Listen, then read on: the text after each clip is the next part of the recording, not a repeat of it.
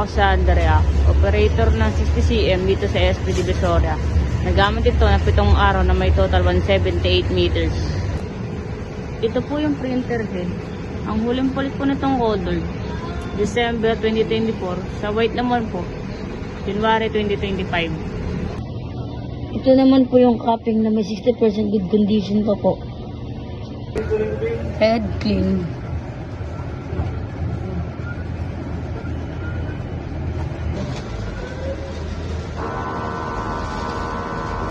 Kung nasa ng wiper, upper head clean.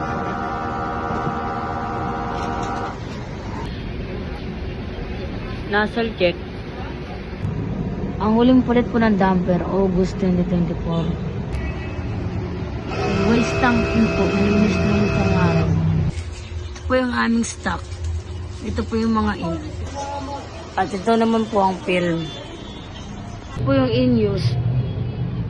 Sa consumables, nag-consume ako ng isang powder, isa sa white,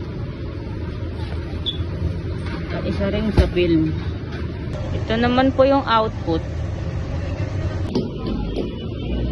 at daily checklist.